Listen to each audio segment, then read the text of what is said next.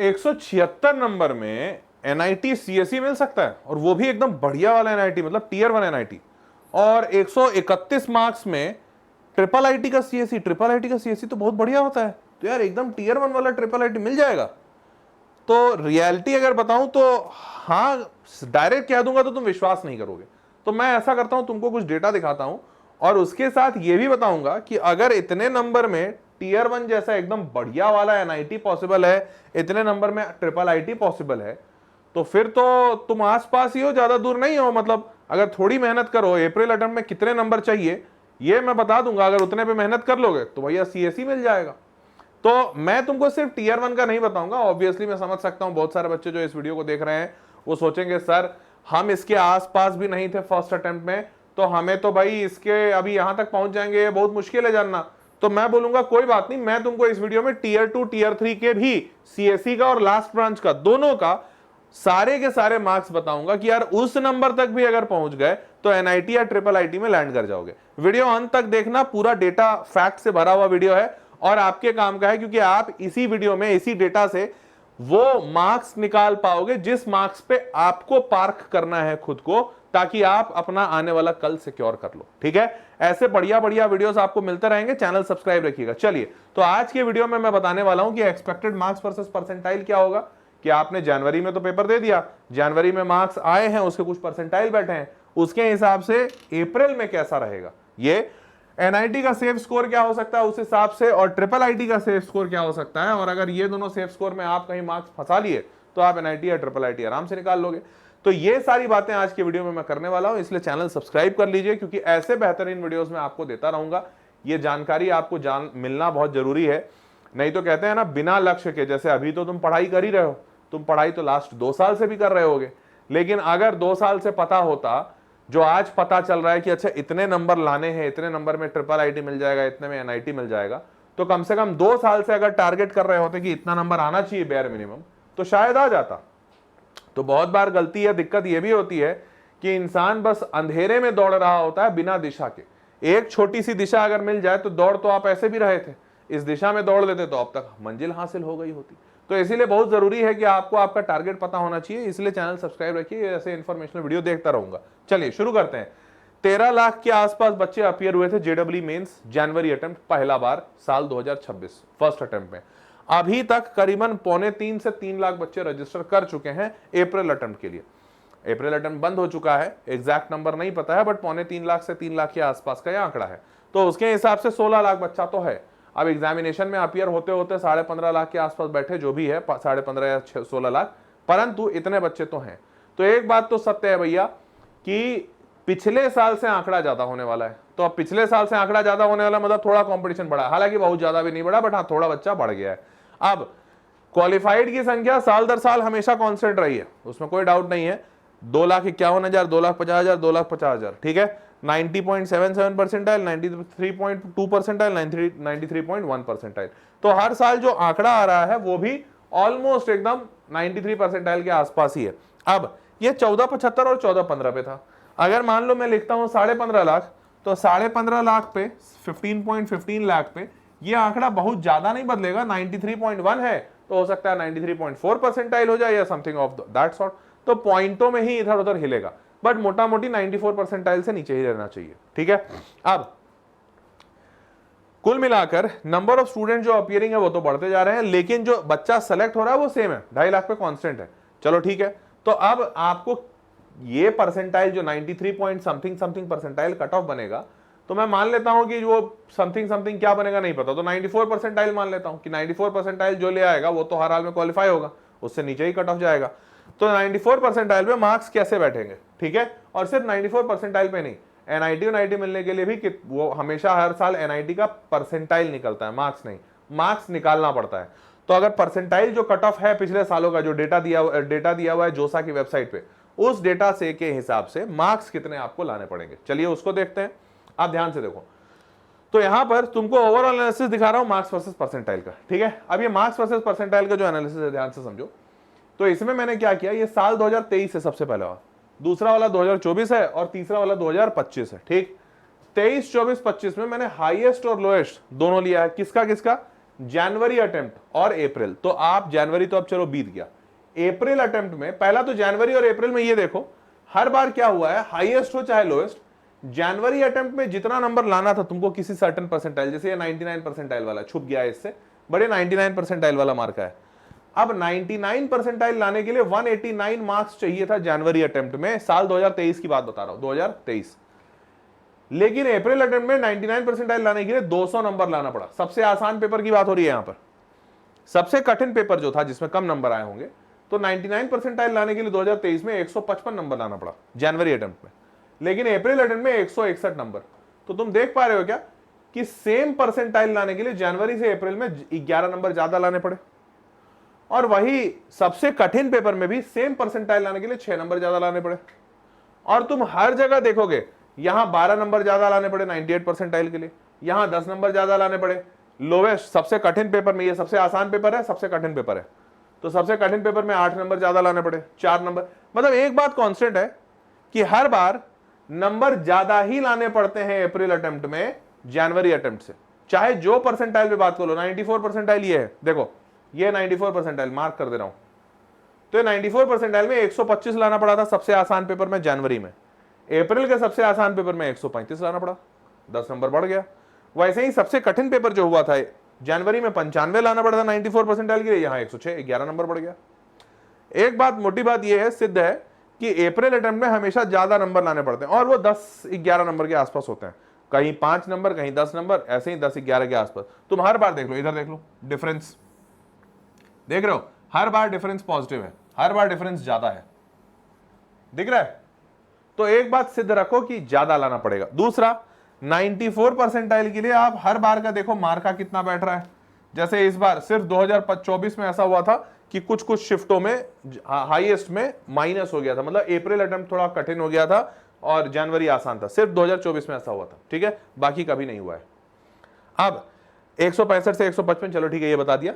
तो marks versus percentile में ये आपने मार्क्स देख लिया। अब ध्यान से देखो, तो उसके हिसाब से, तो अगर आपको एक बात समझ में आई कि अगर हर बार एवरेज औसतन 2024 को छोड़ते हैं क्योंकि थोड़ा सा विवादित था, 2025 में तो नॉर्मल है 5-6 5-6 7, 24 24 23 22 22 20 24 19, यहाँ पे 10 11 12 10 11 10 7 4 8, यहाँ पे भी 6 8 4 6, ऐसा ऐसा।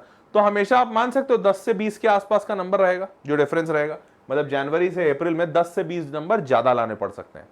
तो उस हिसाब से मैंने क्या किया, जेई 2026 हो चुका है जनवरी अटेम्प्ट, तो जनवरी अटेम्प्ट का हाईएस्ट लोवेस्ट मार्क्स लिख लिया 2026। अब जनवरी का ये लिखा हुआ है कि 99.9 परसेंटाइल बच्चों को 234 नंबर से 219 के बीच में आया, मतलब सबसे कठिन पेपर में 219 में आ गया, सबसे आसान पेपर में 234 में आया, ठीक। अब ऐसे करते करते मैंने 99 परसेंटाइल बनाया है, कहां गया ये 99 परसेंटाइल का मार्का, और दूसरा 94 परसेंटाइल का मार्का। तो मैंने क्या किया है कि नंबर थोड़े बहुत बढ़ाए हैं, क्योंकि अप्रैल अटेम्प्ट में हर बार बढ़ता है। तो अगर 99 परसेंटाइल के लिए 177 से 155 लाना था, तो अब अप्रैल में 155 में 10 नंबर बढ़ गया, सबसे कठिन पेपर में थोड़ा बढ़ जाएगा 10 नंबर, और सबसे आसान पेपर में भी मैंने 10 नंबर बढ़ाया है। 10 बेयर मिनिमम बढ़ सकता है, हो सकता है किसी में 15 बढ़ जाए, किसी में 5 बढ़ जाए, तो वो 5 नंबर 10 नंबर का आगे पीछे आप थोड़ा ले लीजिएगा। तो उस हिसाब से अप्रैल में 10-10 नंबर अगर बढ़ाएं तो 165 से 187 के बीच में नंबर लाने पड़ेंगे 99 परसेंटाइल के लिए, ठीक। और 94 परसेंटाइल जितने पे क्वालिफाई करना है, 106 से 93 आया था जनवरी अटेम्प्ट 2026, तो 93 का 103 हो जाएगा, 106 का 116 हो जाएगा, तो 105 से 120 के आसपास तुम मान लो, ठीक। तो अब ये दोनों मार्का आप अपने दिमाग में थोड़ा बिठाइए कि 105 से 120 नंबर के आसपास लाने पड़ेंगे जिससे क्वालिफाई हो। एनआईटी कब मिलेगा तो अभी आगे एनआईटी का दिखाता हूं, बट आप जैसे जैसे ऊपर बढ़ेंगे वैसे वैसे आपको बेहतर कॉलेज मिलते जाएंगे। और 99 परसेंटाइल का मार्का बैठेगा 165 से 190, क्लियर है। अब जहां पे तुम बैठ पाओ, 105 से लेके 120 बेयर मिनिमम है, 120 से ऊपर जितना जा पाओ उतना तुम्हारे लिए अच्छी बात है, क्लियर। अब आगे बढ़ते हैं। तो जेडब्ल्यू मेंस का एनआईटी का सेफ स्कोर क्या रहेगा भाई, तो एनआईटी के लिए क्या करना है, क्या किया हूं मैंने क्या किया, टीयर 1 के एनआईटी लिख लिए, तिरुचिरापल्ली, सूरतकाल, वरंगल, राउरकेला, आखिरी वाला है सूरत, एनआईटी सूरत गुजरात, ठीक। ये सारे टीयर 1 के एनआईटी है। ठीक, टीयर 1 का एनआईटी का मतलब होता है जो सबसे बढ़िया वाले टॉप 10 एनआईटीज होते हैं। तो ये टॉप 10 लिख लिए। अब इनका डेटा मैंने 24 और 25 का निकाला जोसा की वेबसाइट से, उसके हिसाब से 26 का डेटा आपको बताऊंगा। तो 24 और 25 में मैंने क्या किया, दो डेटा निकाला। पहला, कंप्यूटर साइंस हमेशा टॉप का ब्रांच रहता है, और लास्ट ब्रांच इन कॉलेजेस में आखिरी कौन से ब्रांच पे कट ऑफ गया है। तो जैसे किसी का मैकेनिकल रहता है, किसी में मेटलर्जी रहता है, किसी में बायोटेक्नोलॉजी रहता है, तो जो भी इनका लास्ट ब्रांच रहा होगा उस लास्ट ब्रांच में कितने नंबर लाने पड़े। तो 2024 में तुमको दिख रहा होगा लास्ट ब्रांच 98.6 पे, यहाँ 98.7, 98.2, 98.2। तो मोटा मोटी ज्यादा बदलाव नहीं हुआ, तुम किसी में भी देख लो। कहीं कहीं जैसे 97.7 था, 97.8 था, पहले 24 में 97.8 था, यहाँ 97.7 हो गया। थोड़ा बहुत अंतर होगा बट ज्यादा अंतर है ही नहीं सब जगह। इवन लास्ट में देख लो 96.5, 96.5। तो लास्ट ब्रांच तो सब पे कांस्टेंट। और कंप्यूटर साइंस में कोई अंतर है क्या, वहां भी अंतर नहीं है। 99.5, 99.5, 99.7, 99.7। तो मोटा मोटी सारे एनआईटीज के सारे जो ब्रांचेस होते हैं कंप्यूटर साइंस या लास्ट ब्रांच मोटा मोटी सेम पे बंद होते हैं। तो अब मुद्दा यह है कि अच्छा अगर आपको इनमें जाना है तो क्या करना पड़ेगा। तो अगर टीयर 1 का आखिरी एनआईटी पकड़े तो 99.5 परसेंटाइल पे बंद हुआ कौन सा, कंप्यूटर साइंस, और लास्ट ब्रांच बंद हुआ है 96.5 परसेंटाइल। तो 3 परसेंटाइल का अंतर है। ठीक, ये 2025 में भी ऐसा था, 2024 में भी ऐसा था। तो अब आते हैं पीछे वाला डेटा, ये वाला। तो अब देखो हमें कौन सा डेटा चाहिए, 99.5 और 96.5। इधर है 99.5, दिख रहा है क्या, ये 99.5 परसेंटाइल का 2026 का डेटा है, मार्का है, इतने पे मिला है। और अगर मैं ओरिजिनल डेटा खोल लूं तो 99.5, अच्छा इसमें लिखा हुआ नहीं है, तो 99.5 186 से 203 पे मिलेगा। मतलब कंप्यूटर साइंस टीयर 1 में अगर आपको चाहिए तो 186 से 203 पर 176 पे मिला है। 176 जो मैं लिखा था ना स्टार्टिंग में आपको बताया था क्या मिल सकता है इतने पे एनआईटी, वो भी टीयर 1 में सीएसई, हाँ 176 पे मिला है। इसी साल 2026 जनवरी में के हिसाब से इतने परसेंटाइल पे मिलेगा, मतलब 99.5 आया है इतने नंबर पे। तो 99.5 पे एनआईटी सूरत पिछले 2 साल से बंद हो रहा है सीएसई।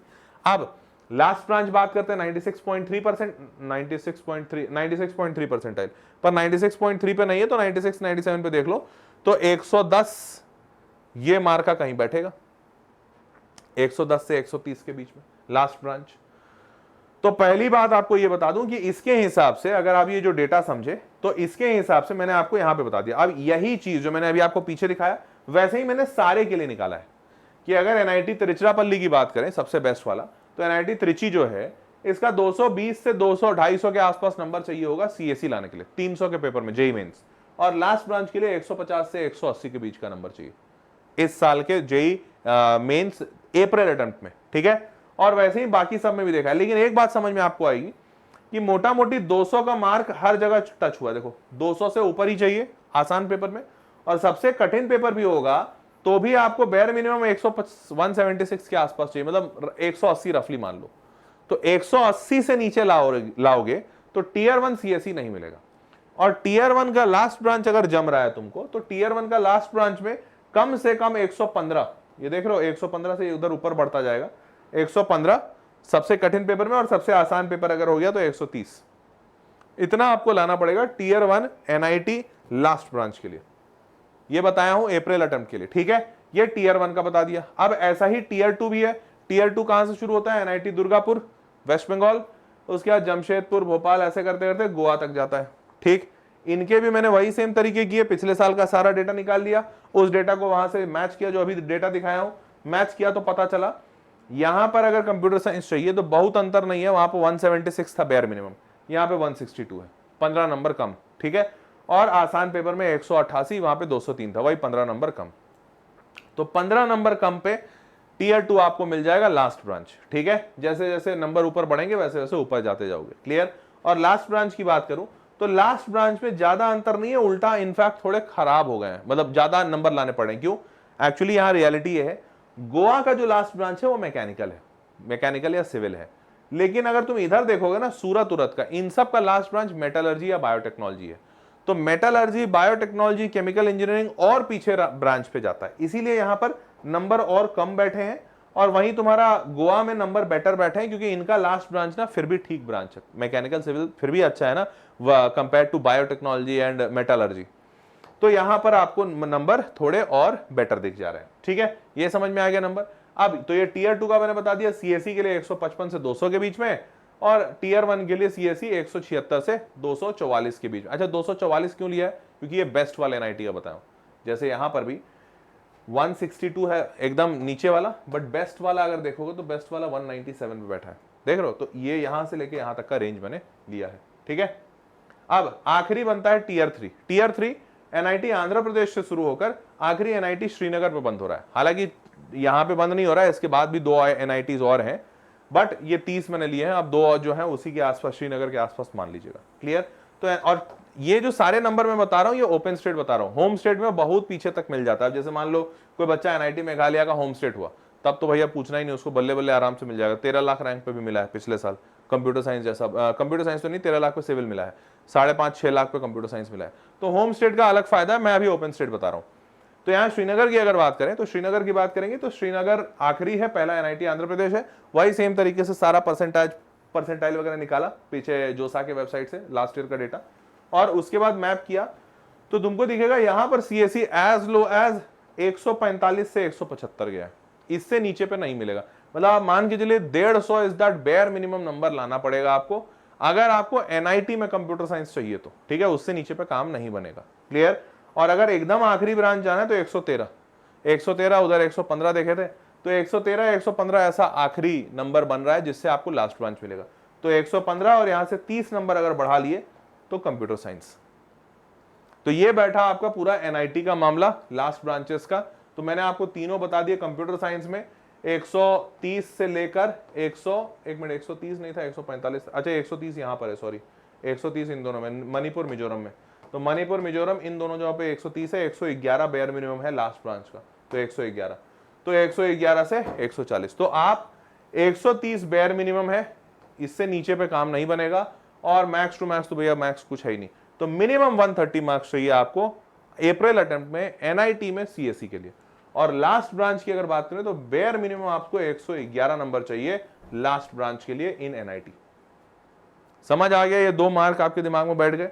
ये था एनआईटी का बात। अब क्या ऐसा ही सेफ स्कोर ट्रिपल आईटी का भी होगा? तो चलिए ट्रिपल आईटी की बात करते हैं। वही सेम तरीका पूरा, सारे इनके परसेंटाइल पिछले सालों से निकाले, फॉर परसेंटाइल मैच किया तो दिखा कि इनका जो रेंज शुरू हो रहा है टीयर 1 का ट्रिपल आईटी सूरत आ रहा है। ठीक है, यहाँ पे भी सूरत ही है, 140 से 170 में मिल रहा है कंप्यूटर साइंस। इनके लास्ट ब्रांच में बहुत अंतर नहीं दिखेगा, क्योंकि इनका लास्ट ब्रांच होता है इलेक्ट्रॉनिक्स कम्युनिकेशन, जो कि सीएसई के आसपास ही चल रहा है। तो यहां पर बहुत ज्यादा अंतर नहीं दिखेगा आपको, यहां तो बस 20 नंबर का अंतर दिख रहा है, दैट्स इट, क्योंकि ब्रांच बहुत खराब नहीं हुआ है। क्लियर? तो आप मान के चलो यहां कंप्यूटर साइंस ले रहे हो तो 140 से 170 टीयर 1 में 140 से 100, अच्छा एक मिनट, सॉरी सोनीपत है भैया, सोनीपत है, सूरत नहीं है, सोनीपत है आखिरी 131 पे। तो 131 पे सोनीपत है, सोनीपत हरियाणा, तो सोनीपत पे 131 और यहाँ पर 125 पे बैठा है। क्लियर? तो 131 से लेके 220 कंप्यूटर साइंस, लास्ट ब्रांच भी उसी के आसपास। टीयर 2 की बात करें तो श्री सिटी कुरनूल के पास में है ये, और यहां से लेकर आखिरी है धारावाड़, ये कर्नाटक में है। ठीक है, तो ये टीयर 2 का है। टीयर 2 की बात करें तो यहां पर भी आपको दिखेगा कि बेयर मिनिमम 125 बैठा है, इससे नीचे कुछ नहीं बैठ रहा है। ठीक है, 125, तो पिछला वाला कितना था 130, यहां पर 125, तो बहुत ज्यादा अंतर आया नहीं। और लास्ट ब्रांच भी उसी के आसपास 120 पे लास्ट ब्रांच बैठ रहा है, तो यहां पर 125 से 175। और आखिरी में टीयर 3 बस इतने ही ट्रिपल आईटीज बचे हैं। तो इनकी बात करें तो 118, देख रहे हो 118 बेयर मिनिमम है, तो 118 और यहां पर 113, ज्यादा अंतर बैठा ही नहीं है, तो इसके हिसाब से 118। तो अगर आप समझो कि एकदम बेयर मिनिमम कितना लाना पड़ेगा जिससे कोई भी ट्रिपल आईटी मिल जाए कंप्यूटर साइंस, तो 118 वो नंबर ला रहा है। ठीक है, और लास्ट ब्रांच बात करें तो लास्ट ब्रांच इनका कुछ ज्यादा खराब नहीं है, इलेक्ट्रॉनिक्स कम्युनिकेशन है, तो वो भी 5 नंबर कम है, 113। तो 113 यहां, 118 यहां। तो इस हिसाब से अब मैं आपको जो मार्क्स दे पा रहा हूं, अभी पीछे एनआईटी दिखाया तो 130 बेयर मिनिमम बैठा था, ये 118 बैठा है। तो आप मानो 120 नंबर पे ट्रिपल आईटी मिल जाएगा, 130 नंबर पे एनआईटी मिल जाएगा, लास्ट वाला कंप्यूटर साइंस। और अगर लास्ट ब्रांच की बात कर रहे हो तो यहां पर 115 पे मिल जाएगा, और वहां पर भी 115 के ही आसपास का मार्का बैठा था। बट एक बात पक्की है कि 120 से ऊपर ही रहना पड़ेगा, नहीं तो ट्रिपल आईटी और एनआईटी नहीं मिलेगा, 120 से नीचे पे नहीं मिलेगा कुछ भी। क्लियर? ये ओपन स्टेट कैटेगरी बता रहा हूं, होम स्टेट कैटेगरी लगाने पे शायद कुछ मिल जाए। क्लियर? चलिए, तो ये था पूरा का पूरा इंफॉर्मेशन पीस। समझ में आ गया होगा आपको मोटा मोटी कि आपको कितने नंबर चाहिए। वैसे मैं जानना चाहूंगा आपको नंबर अभी आ कितने रहे हैं, ये नीचे कमेंट बॉक्स में जरूर बताना। और तुम में से जितने बच्चे जो जो बताएंगे कि सर इतना नंबर आ रहा है, उसके हिसाब से मैं कोशिश करूंगा कोई एक ऐसे प्लान बनाने की कि अगर, अब मुझे नहीं पता तुम क्या लिखोगे नीचे कमेंट बॉक्स में, अभी मैं वेट करूंगा। अब मान लेते हैं तुमने लिखा कि सर 40 नंबर है मेरा, अभी मान लेते हैं तुम मॉक टेस्ट दे रहे हो, जैसे एकलव्य टेस्ट सीरीज मैंने निकाला है। अब वो एकलव्य टेस्ट सीरीज में जो भी नंबर आते हैं मोर और लेस बच्चों के जेडब्ल्यू में उतने ही आते हैं। मान लेते हैं तुमने टेस्ट दिया एकलव्य का और तुम्हारे आए 35 नंबर, से फॉर एग्जाम्पल। अगर तुम्हारे 35 नंबर आ रहे हैं तो अब तुम यही चाहते हो कि सर कुछ भी करो 125 130 जैसा आ जाए, कुछ नहीं तो एकदम मैं मेघालय चला जाऊंगा, मैं नागालैंड चला जाऊंगा सर, बट एनआईटी नागालैंड में कंप्यूटर साइंस मिल जाए मैं पढ़ लूंगा। तो अगर तुम बैठे हो 35 नंबर पे और मेरे को दिखा मेजॉरिटी बच्चे अगर 35 नंबर पे बैठे मान लेते हैं, तो then I will try to create a plan कि 135 से 125 का रास्ता कैसे लिया जाए, कैसे ये 90 नंबर ला सकते हो तुम, कि क्या क्या करना पड़ेगा तुमको कि जिससे तुम मतलब ये बेयर मिनिमम, मतलब अगर मैं बताऊं तो कितना, ये शायद 22-23 सवाल आपको बनाने होंगे। तो ऐसा क्या कर सकते हो आखिरी के कुछ 15 दिनों में जिससे कि जेडब्ल्यू के आपके 22 से 23 सवाल सही सही बन जाए और आप ये 90 नंबर का जंप ले लो। अब ये डिपेंड करेगा आपके कमेंट बॉक्स पे, तो आप एक बार कमेंट कर दीजिएगा सारे लोग कि अभी आपके मॉक टेस्ट में कितने आ रहे हैं। अगर आप में से कोई ऐसा बच्चा है जिसने मॉक टेस्ट ही नहीं दिया है तो भैया जघन्य अपराध कर रहे हो। तुम ऐसा मानो कि तुम अंधेरे में चल रहे हो और तुम सोच रहे हो कि आंख बंद करके चलते चलते हो तुम अपने घर पहुंच जाओगे। तो भैया आंख बंद करके चलते चलते घर पहुंच जाओ तो बहुत किस्मत वाले, मतलब ये किस्मत पे ही बोलूंगा मैं, मेहनत तो हो ही नहीं सकती। तो तुमने अभी, अगर तुमको पता ही नहीं है कि तुम कितने पे हो तो तुमको कहां पहुंचना है, इसमें डिफरेंस कितना है ये पता नहीं चलेगा। तो आप 35 पे हैं या 55 पे हैं, या आपके कमेंट से पता चलेगा और उसके हिसाब से मैं एक प्लान बनाऊंगा जो आपके साथ प्रोबेबली अगले वीडियो में शेयर करूंगा। चैनल सब्सक्राइब रखिएगा ताकि वो अगला वीडियो, अब उसका कोई नाम तो होगा नहीं, आप ये सर्च थोड़ी कर पाओगे how to go from 55 to 125, तो वो वीडियो आपको रेकमेंड होना चाहिए यूट्यूब के जरिए। तो वो रेकमेंड तभी होगा जब चैनल सब्सक्राइब रहेगा। तो सब्सक्राइब कर लीजिएगा और नीचे कमेंट जरूर कर दीजिएगा कि आप अभी कितने नंबर पे हैं। 2-3 दिन के अंदर वो वीडियो बना दूंगा कि जहां पे भी आप हैं, मेजॉरिटी बच्चों का, अच्छा हो सकता है तुम में से कुछ 50 ऑलरेडी 100 नंबर पे हैं और आप चाहते हैं कि सर 150 पे कैसे पहुंच जाए, बट मेजॉरिटी बच्चा मेरे को बोला सर हम 30 नंबर पे, तो मैं जो प्लान बनाऊंगा वो 30 टू 120 का बनाऊंगा, ना कि 100 टू 150 का। ठीक है, तो मेजॉरिटी बच्चा जो लिखेगा उसके हिसाब से बना दूंगा। क्लियर? चलो भाई, that was all for this session, hope you loved and enjoyed it. मिलते हैं अगले वीडियो में, तब तक take care, bye bye, good night.